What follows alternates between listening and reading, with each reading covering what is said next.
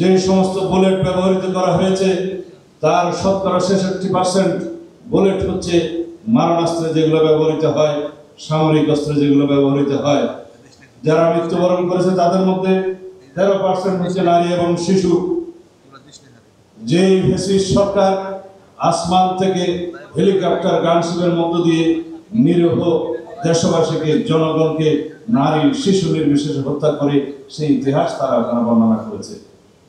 জাতিসংঘ প্রদত্ত যেগুলো এপিসি বলে, যেটা ভেহিকল, যেগুলো সামরিক যান, সেগুলো ব্যবহৃত হয়েছে সাধারণ জনগণের উপর, নিরস্ত্র জনগণের উপরে।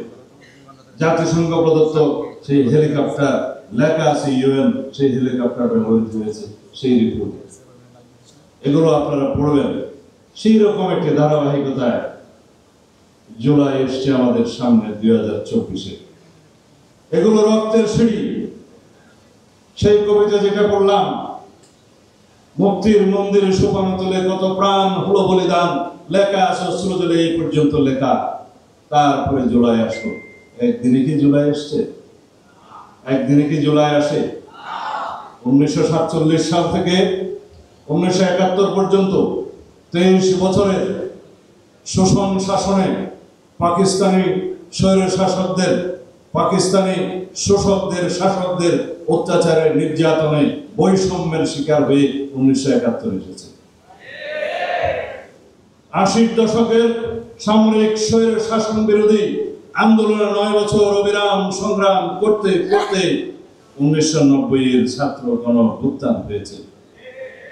বিগত 17 বছরের আন্দোলন সংগ্রামের ধারাবাহিকতায় 2024-এর ছাত্র গণঅভ্যুত্থান সংগঠিত হয়েছে। মাত্র 36 দিনে একটি ফ্যাসিবাদী সরকারকে সরিয়ে দেওয়া সম্ভব নয়।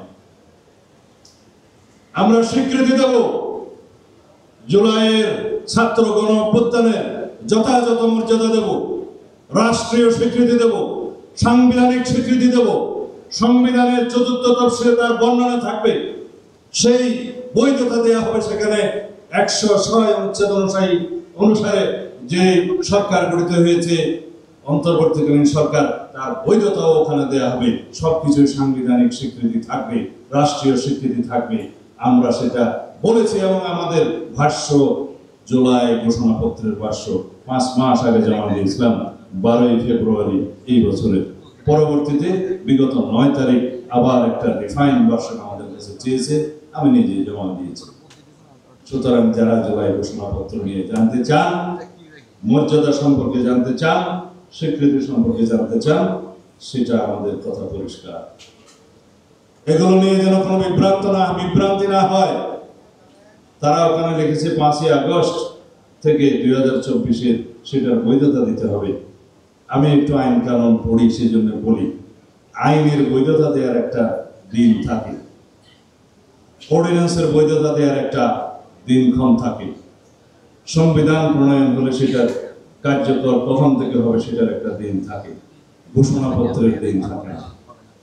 জানতে হবে যেটা মর্যাদা দেওয়া দরকার, যেটা সাংবিধানিক স্বীকৃতি দেওয়া দরকার, ভবিষ্যতে যাতে এই জুলাই গণঅভ্যুত্থানে যারা অংশগ্রহণ করেছে তাদের উপরে কোনো শাসক গোষ্ঠী কোনো সময় যাতে বৈধতার অঙ্গুলি না তুলতে পারে, সেই জন্য সেই স্বীকৃতি, সেই কনস্টিটিউশনাল রিকগনিশন দেওয়া হবে।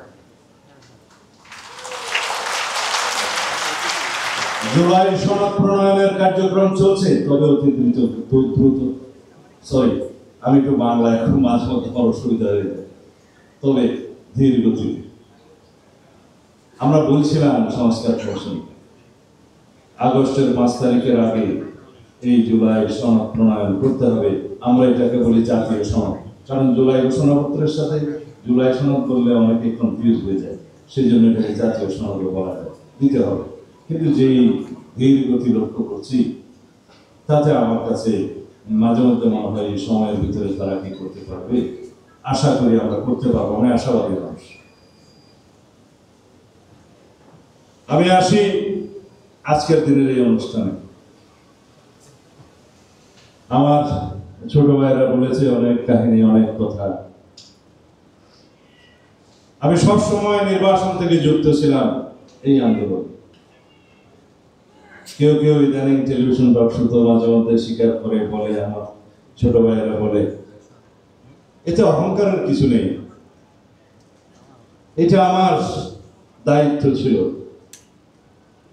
আমি মনে করতাম যদি বাংলাদেশ স্বৈরশাসন মুক্ত না হয় আমি কোনোদিনই এই দেশে ফিরতে পারবো না। আল্লাহর কাছে প্রার্থনা করতাম আমার মৃত্যু যেন বাংলাদেশে এসে হয়, আমার কবর যেন আমার মা বাবার পাশে হয়। আল্লাহ আমার প্রার্থনা কবুল করেছেন। সবসময় নির্বাচনে এই আশা নিয়ে দিন কাটাতাম, বাংলাদেশ একদিন ফেসিবাদ মুক্ত হবে, স্বৈরশাসক মুক্ত হবে, বাংলাদেশের মানুষ সুশাসন পাবে, বাংলাদেশ সুশাসনে পরিচালিত হবে, আইনের শাসন এখানে বাস্তবায়ন হবে। সেই কাজটা আল্লাহ আমাকে দিয়ে এখন করাচ্ছে। সংবিধান কিভাবে সংশোধিত হবে সেই কাজটা আল্লাহ আমাকে দিয়ে করাচ্ছে। আইনের শাসন কিভাবে প্রতিষ্ঠিত হবে, বাংলাদেশে কিভাবে গণতান্ত্রিক এবং সাংবিধানিক অধিকার মানুষের জন্য প্রযোজ্য হবে সেই কাজ এখন করছি। আমরা সেই 15 তারিখের কথায় ফিরে যাই। জুলাই 15 তারিখ ঢাকা বিশ্ববিদ্যালয়ে ছাত্রীদের উপর যখন ফ্যাসিস্টদের বাহিনী হামলা করল, তখন ছাত্র দলের সভাপতি, সেক্রেটারি আরো অনেকের সাথে যোগাযোগ হলো। যারা আন্দোলন পরিচালনা করছে নাম নেপনা তাদের সবার সাথে যোগাযোগ হলো। বিশেষ করে গণ অধিকার পরিষদের নূর এবং রাশেদের সাথে সার্বক্ষণিক তখন যোগাযোগ হলো। বললাম আন্দোলনের স্ফুলিঙ্গ শুরু হয়েছে, এটাকে দাবানলে পরিণত করতে হবে। ছাত্র আন্দোলন এবং বিশ্ববিদ্যালয়ের শিক্ষকদের আন্দোলন একই সময়ে একই দিনে ঘোষণা হয়েছিল, আপনাদের মনে আছে? সম্ভবত জুলাইয়ের 1 অথবা 2 তারিখ। আমরা বিএনপি থেকে তাৎক্ষণিকভাবে নীতিগত সমর্থন ব্যক্ত করেছিলাম প্রেস রিলিজের মধ্য দিয়ে। সেই প্রেস রিলিজটা আমার হাতে লেখা। নীতিগতভাবে সমর্থনের পরে কয়েকদিন আমরা লক্ষ্য করলাম ছাত্র আন্দোলন সংগঠিত হচ্ছে ধীরে ধীরে। আমরা জানতাম ফ্যাসিস্টের পতন হবে, কবে হবে, কখন হবে, কিভাবে হবে, কত রক্তপাতের মধ্য দিয়ে হবে সেটা আমরা জানতাম না। 15 তারিখ সেই দিন উপনীত হলো। তার প্রতিবাদে যখন সারা বাংলাদেশে বিক্ষোভে ফেটে পড়ল সমস্ত ছাত্র সমাজ, বিশেষ করে ছাত্রীরা অগ্রভাগে, তারপরের দিন 16 তারিখ রংপুরের সাইদ শহীদ হলেন। 2 নম্বরে শহীদ হল চট্টগ্রামের ওয়াসিম আমার সন্তান, আমার গ্রামের, আমার ইউনিয়নের। তারপরে তার পিতা বিদেশ থাকত। মাত্র 2 সপ্তাহ আগে আমাকে শিলং গিয়ে দেখে এসছে। সেই আমার সাথে তোলা ফটো ফেসবুকে প্রোফাইলে দিয়েছে। যখন তার শাহাদত বরণের কথা শুনলাম, ভিডিওতে দেখলাম, আমি বাকরুদ্ধ হইব। তার পরিবারের সাথে কথা বললাম, মায়ের সাথে কথা বললাম। মা আমাকে বলল, তোমাকে দেখতে গিয়েছিল, ফিরে এসে আর আমার সাথে দেখা হয়নি। চোখের পানি রাখতে পারিনি। 17-18 বছরের এক কিশোর যুবক, সে বলল, আপনাকে দেখার খুব ইচ্ছা ছিল। যখন আপনাকে গুম করলো তখন আমার বয়স 7 বছর 8 বছর। তখন আমি শুনেছিলাম, মনে নেই, যখন কলেজে আসলাম, বড় হলাম, সবসময় মাকে বলতাম আমি ওনাকে দেখতে যাব। সেই আবেগ, কিশোরের আবেগ, যৌবনের আবেগ। 2 সঙ্গী, তারা 2 জন দেখতে গেল আমাকে। আমি বললাম, বাবা তুমি কেন এত কষ্ট করে পাসপোর্ট করে মা বাবার টাকা খরচ করে কেন আসলে? নিয়তির লেখন, হয়তো আমার সাথে দেখা হবে, তার একটা স্মৃতি থাকবে, ফটো থাকবে, ফেসবুক প্রোফাইলে দেবে, এসে 2 সপ্তাহ পরে দেশের জন্য শাহাদাত বরণ করবে। এই ইতিহাস কিভাবে ভুলি? সেই সামরিক স্বৈর শাসন বিরোধী সংগ্রামে জয়নাল জাফর দীপালি সাহার রক্তের দাগ আমাদের শরীরে লেগেছে। আমরা শহীদের লাশ নিয়ে মিছিল করছি ঢাকা বিশ্ববিদ্যালয়ে। আমি মনে করলাম আমার এই বৃদ্ধ বয়সেও সেই একই ইতিহাসের বারবার পুনরাবৃত্তি হচ্ছে। এই বাংলাদেশ তো আমরা চাইনি। এই বাংলাদেশের জন্য আমাদের পূর্বপুরুষরা রক্তদান করেনি, শাহাদাত বরণ করেনি, মুক্তিযুদ্ধ হয়নি।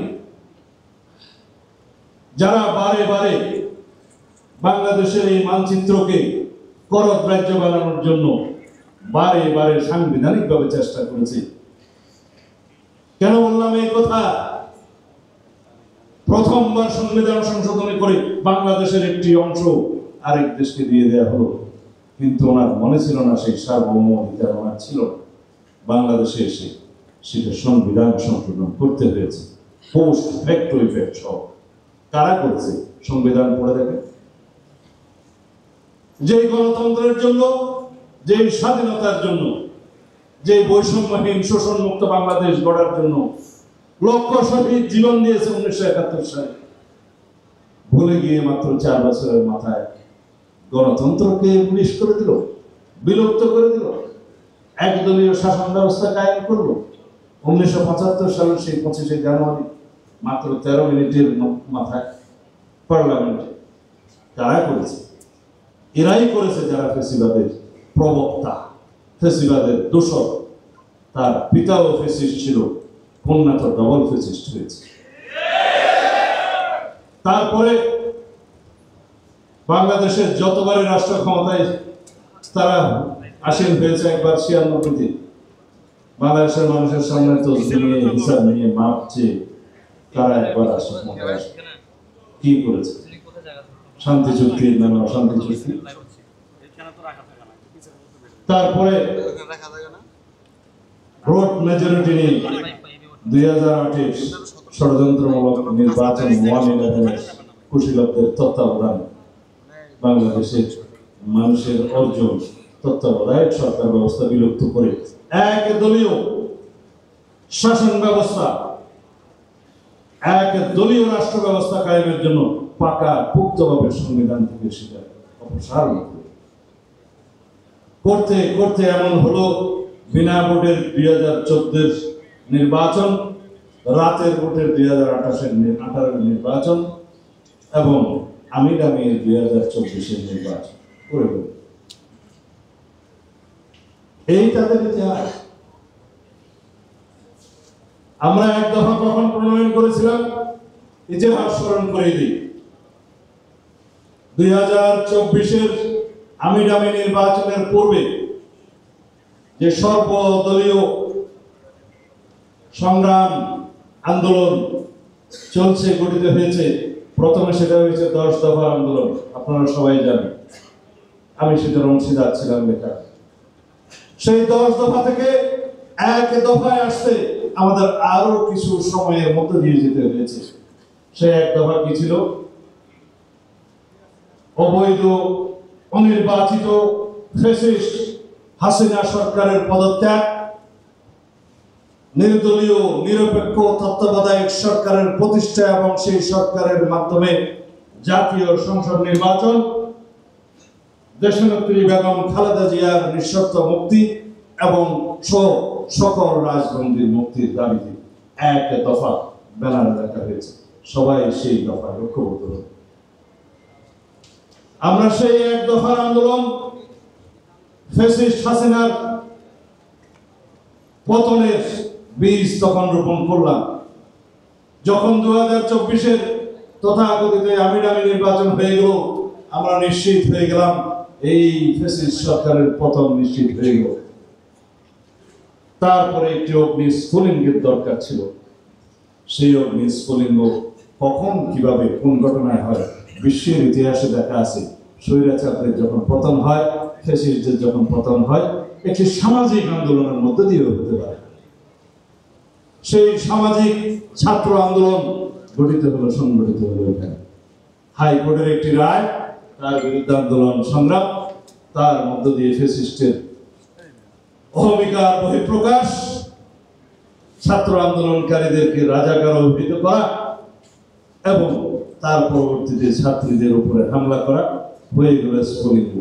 15 তারিখ বললাম ছাত্রনেতৃত্বে সারা বাংলাদেশে স্টুডেন্টগুলো দাবা মনে ছড়িয়ে দেওয়া। 16 তারিখ আবু সাইদ ওয়াসিমদের আত্মত্যাগের মধ্য দিয়ে সেই আন্দোলন রুকেয়া খাদ্যকাশ সারা বাংলাদেশে শাহাদাত বরণের একটা প্রতিযোগিতা লেগে গেল। প্রথমে 100, 200, 300, 400 করতে করতে এক সময় 2000 ছাড়িয়ে খতিয়ান রাখতে পারলো না। হাসপাতালের রেজিস্টার নাই, রোগীদের ভর্তি করাচ্ছে না, চিকিৎসা নিতে পারছে না, কোথায় দাফন করাচ্ছে কেউ জানে না। আজ পর্যন্ত যাদের হদিশ পাওয়া গেছে, যে তালিকা হয়েছে শুনলাম 700 কত জনের, বাকিরা জাতিসংঘের রিপোর্টে যেটা উঠে এসছে, আমরা কি এখন তাদের কবর খুঁজে বেড়াবো? আমাদের ছাত্র নেতৃবৃন্দদেরকে দায়িত্ব দিচ্ছি। আজকে যেটা পুস্তিকা বেরিয়েছে, ধন্যবাদ জানাই যারা শাহাদাত বরণ করেছে 2024-এর ছাত্র গণ অভ্যুত্থানে। তার মধ্যে ছাত্র দলের নেতৃবৃন্দ 142 জন। এখানে যুবদল, স্বেচ্ছাসেবক দল, বিএনপির হিসাব দিচ্ছি না।